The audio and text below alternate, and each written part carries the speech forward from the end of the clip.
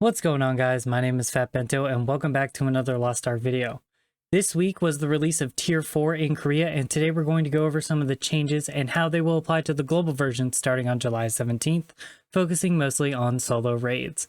Let's jump right into it.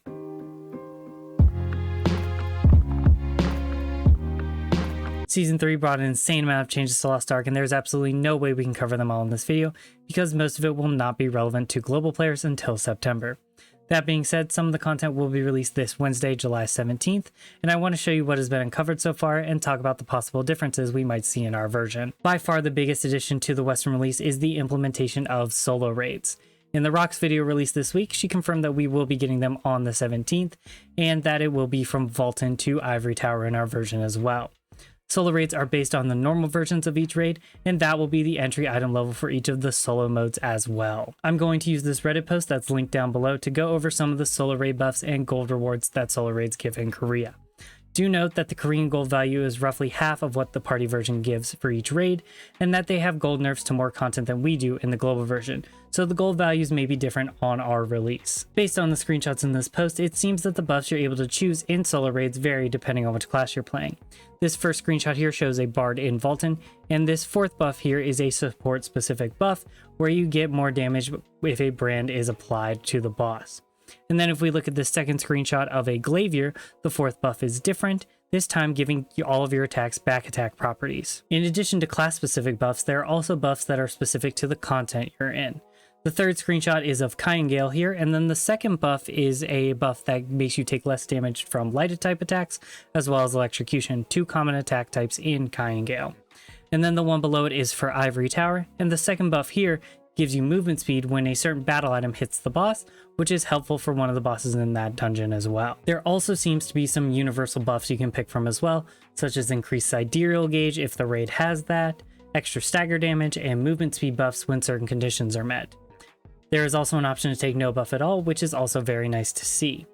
I'm sure there will be a meta for each class and their buffs as solo raids are researched more, but there seems to be so many options for many playstyles, allowing for literally anybody to clear the solo raids if they know the mechanics. Finally, at the bottom of the post here shows the gold values for solo raids versus normal mode and hard mode versions.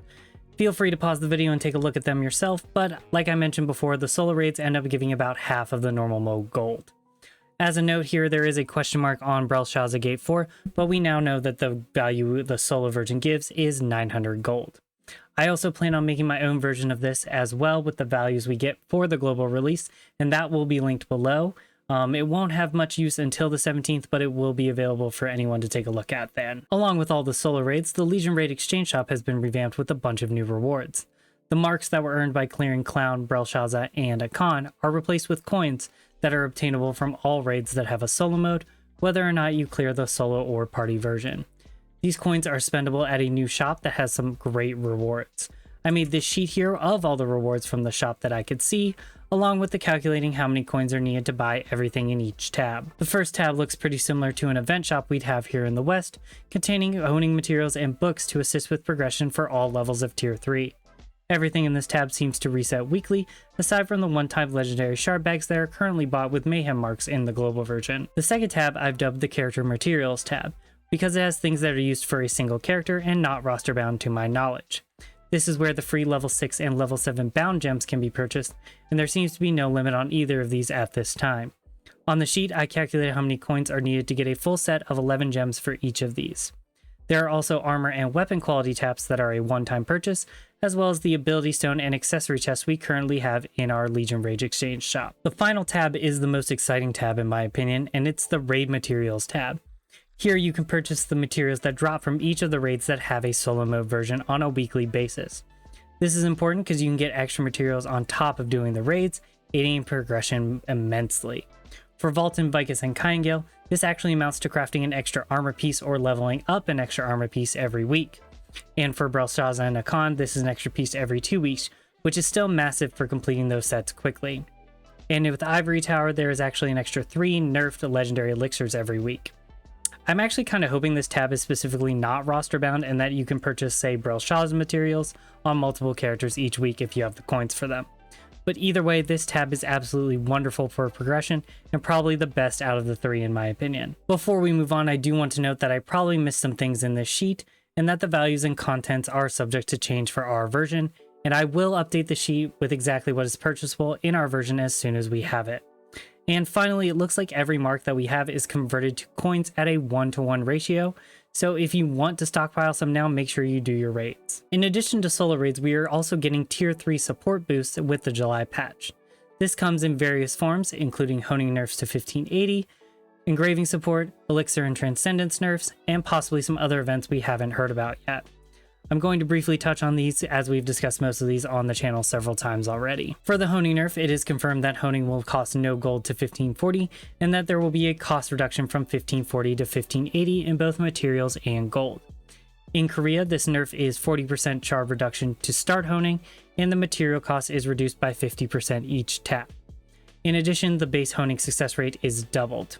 We've received this kind of nerf before, so no real surprises here, and it's expected this is the nerf we'll get on the 17th as well. With this, the crafting cost of gear sets, set upgrades, and ability stone upgrades also got reduced by about 50%, aside from Vulcan and Vicus gear crafting, which now costs silver. As for the engraving support, I've already made a video talking about it at length and how easy it makes gearing characters, so for more information on it, click on the card in the top right corner. The elixir and transcendence nerfs pretty much boil down to they cost half as much, and the amount of materials you gain to craft them is doubled.